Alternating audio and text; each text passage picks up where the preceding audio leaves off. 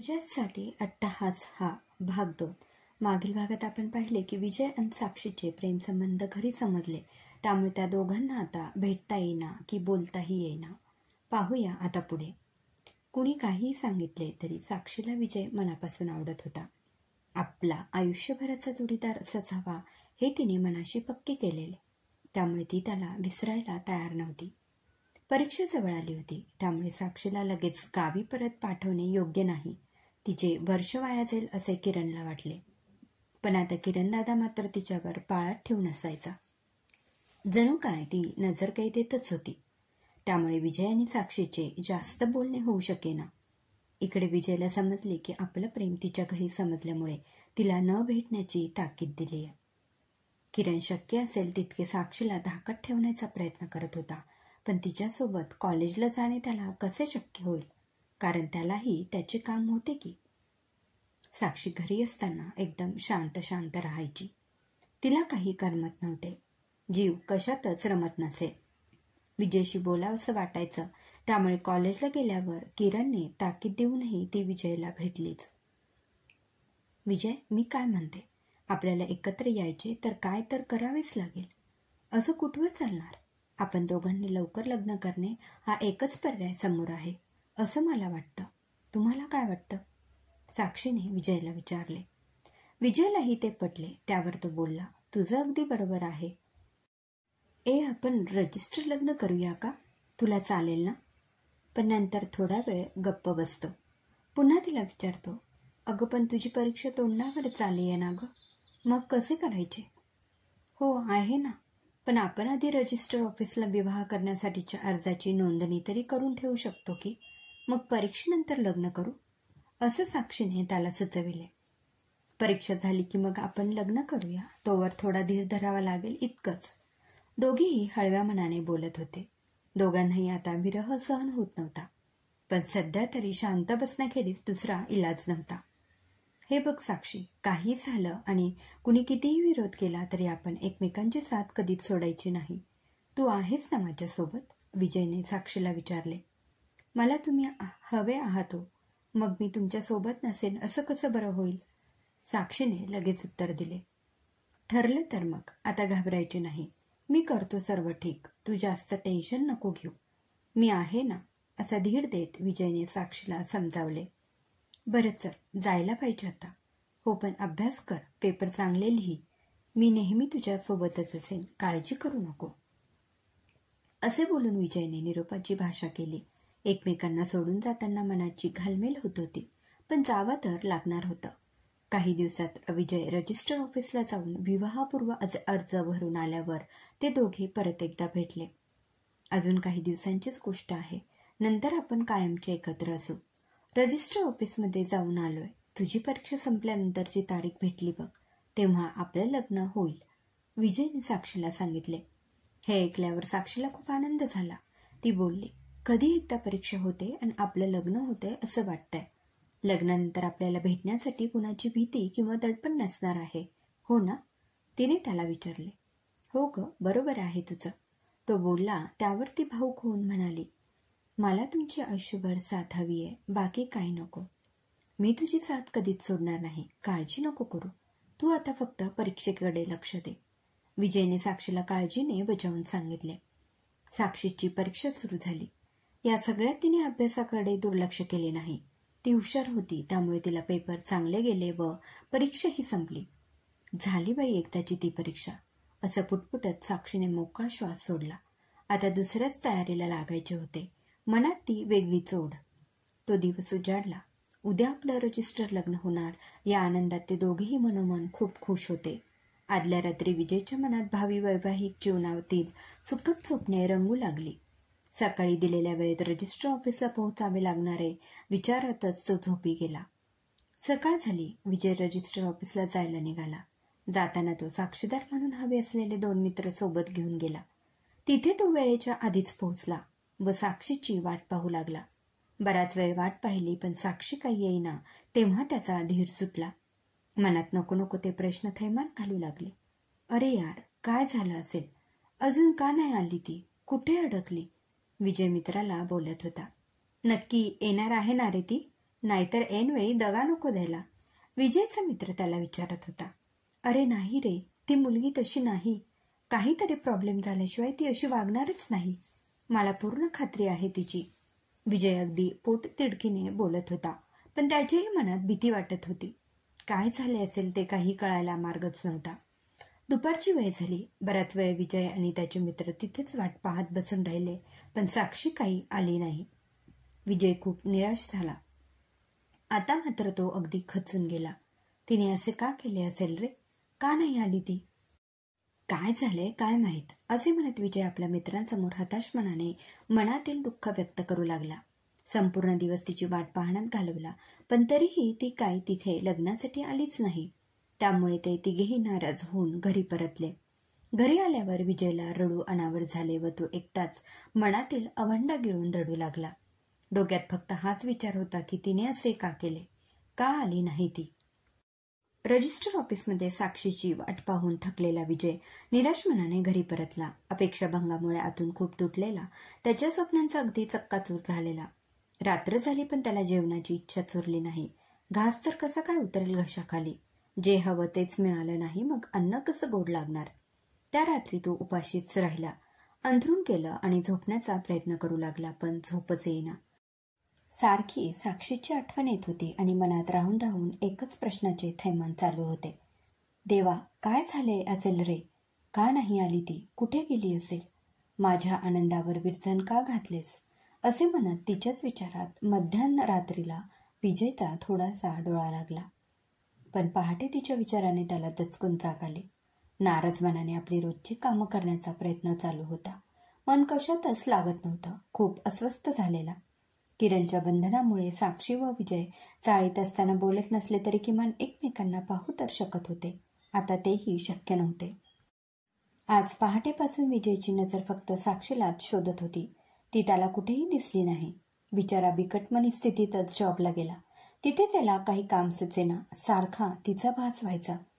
माझी साक्षी अशी नाही, ती मला कधीच फसवणार नाही. पण मग तिने असे का केले? या विचारात विजय गुरफटून गेला. दिवसामागून दिवस तिच्या आठवणीत आणि तिच्या विचारात असेच जात होते. एक दिवस विजयच्या फोनची रिंग वाजली. त्याने फोन उचलला. अननोन नंबरवरून फोन आलेला होता, त्यामुळे कुणाचा नंबर आहे हे समजले नाही. हॅलो, कोण बोलताय? विजयने विचारले. समोरून एका मुलीचा आवाज ऐकू आला. तो ओळखीचा आवाज वाटत होता, पण नंबर अनोळखी होता. हॅलो विजय, मी बोलते, ती बोलली. पण तिचा आवाज त्याने पटकन ओळखला आणि तो बोलला, तू साक्षीच बोलतेयस ना? तिकडून साक्षीने होकार दिला. हो विजय, मीच बोलते. तिच्या आवाजात बेचैनी स्पष्ट जाणवत होती. अगं काय हे, कुठेस तू? आणि अशी अचानक कशी गायब झालीस?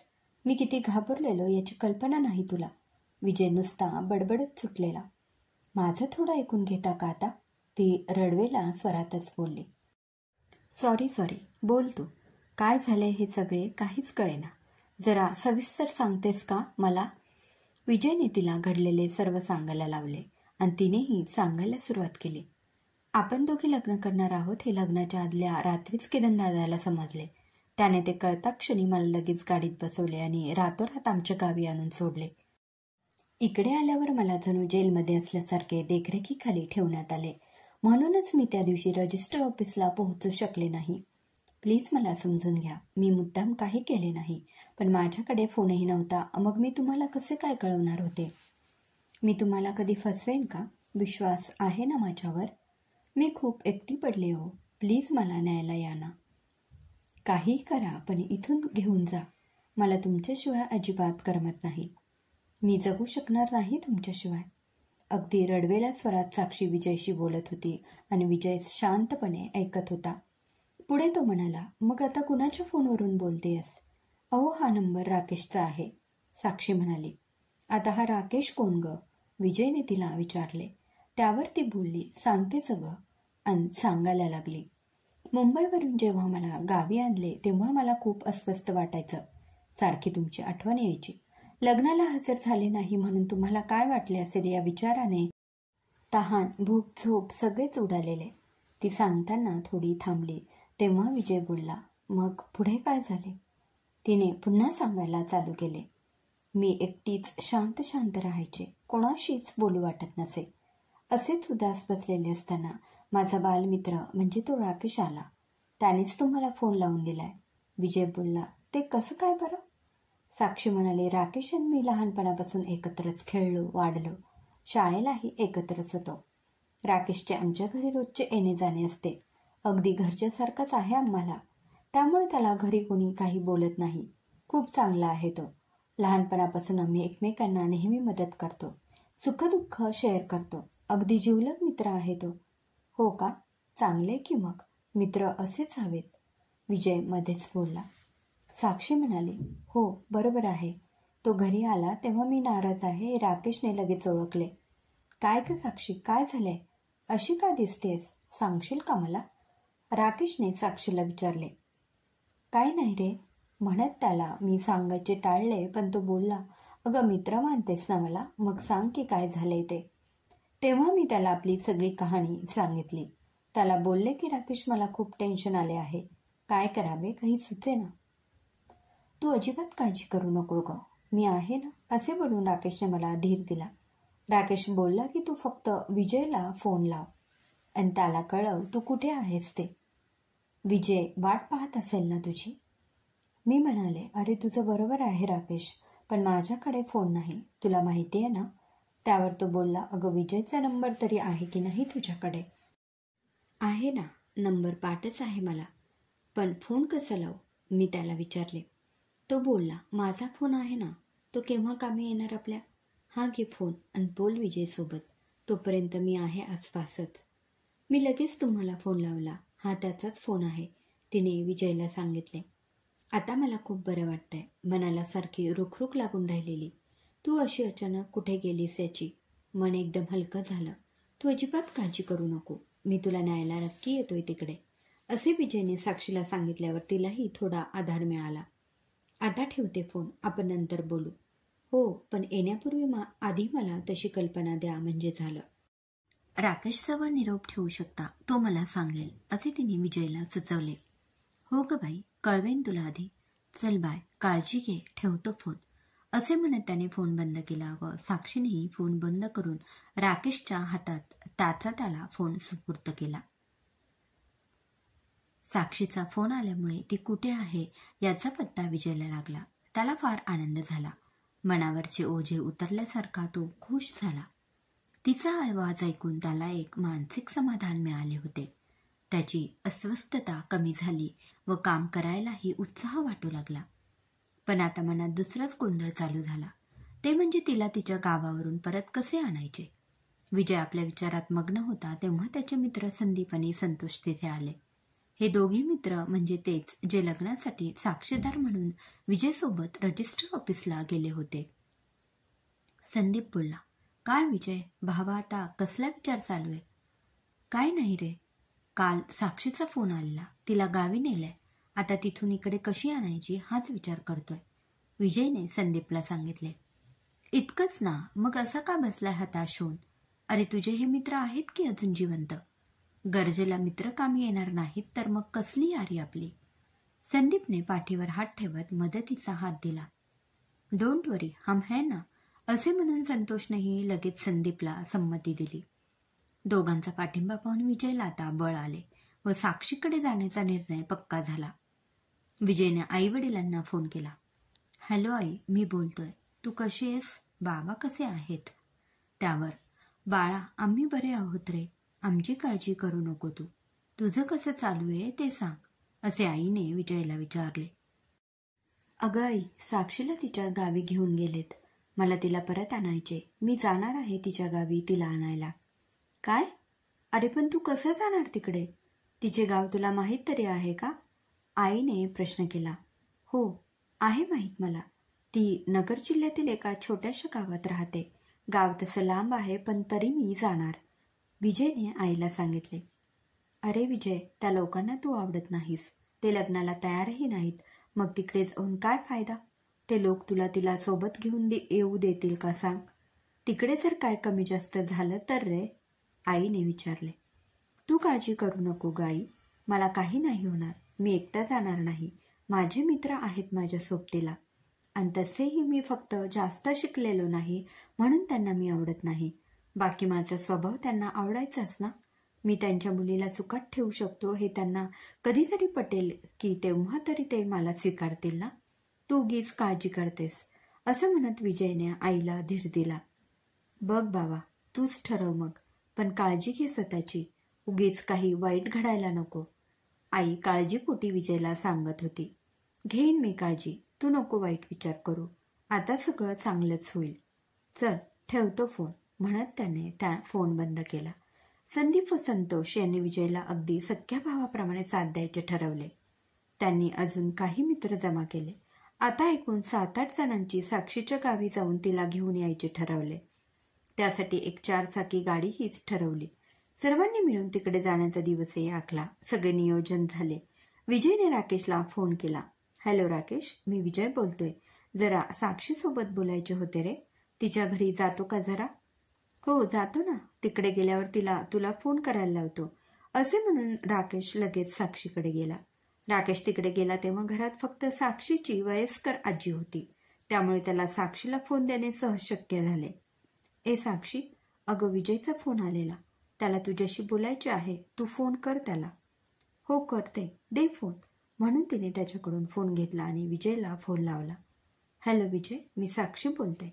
तिकडून विजय बोलू लागला. साक्षी, मी काय सांगतोय ते नीट ऐक. आम्ही तुला न्यायला उद्या तिकडे येतोय. हो, पण तुझा निर्णय ठाम आहे ना? कसला निर्णय, तिने विचारले. अगं माझ्यासोबत तिथून इकडे निघून येण्याचा आणि लग्न करून एकत्र राहण्याचा, विजय बोलला. त्यावर साक्षी म्हणाली, तुम्ही असं का विचारताय? मला तुमच्यासोबत यायचंय आणि आयुष्यभर तुमच्यासोबतच राहायचे आहे, म्हणूनच मी तुम्हाला फोन करून इथून घेऊन जा असं सांगितलंय ना. हो ग, मला माहिती आहे, पण घरच्यांच्या भीतीने तुझा निर्णय बदलला की काय याची परत एकदा खात्री करून घेतली. नाही, माझा निर्णय ठाम आहे. तुम्ही या तर खरं. ठीक आहे मग, आता तू उद्या तयारीत राहा, मी येतोय तुला न्यायला. आणि हो, आम्ही पांढऱ्या रंगाची 4 चाकी गाडी घेऊन येतोय. माझ्यासोबत माझे मित्रही आहेत, असे त्याने तिला सांगितले. तुझ्या घरचा पूर्ण पत्ता नीट सांग, म्हणजे सरळ घराच्या जवळपासच गाडी आणता येईल आणि तू त्या गाडीत येऊन बसू शकशील. विजयने साक्षीला पत्ता मागितला. साक्षीने त्याला घरचा पत्ता दिला. नंतर गाडीचा नंबर सांगून तो म्हणाला, त्या गाडीत तू येऊन बस. तिथे आल्यावर राकेशच्या फोनवरून बोलणे होऊ शकेल की नाही याची खात्री नाही, त्यामुळे तुला गाडीचा नंबर सांगून ठेवलाय. भेटू उद्या, चल बाय, म्हणून त्याने फोन ठेवला. हो चालेल, असं म्हणत तिनेही फोन ठेवला. राकेशला फोन परत करत साक्षी म्हणाली, अरे राकेश, उद्या विजय येतो इकडे मला घेऊन जायला. राकेश बोलला, चांगलंय की मग, तुला तर त्याच्यासोबत जायचेच होते ना. आता सगळं तुझ्या मनासारखं होईल. तू खुश तर आम्ही खुश. तू सुखी राहावेस इतकीच माझी अपेक्षा आहे. पुढील आयुष्यासाठी तुला माझ्याकडून भरभरून शुभेच्छा. काळजी घे, आनंदी राहा. कधीही गरज पडली तर मला हक्काने सांग. हा तुझा मित्र नेहमी तुझ्या पाठीशी आहे. बरं चल, आता निघतो. उद्या जपून जा.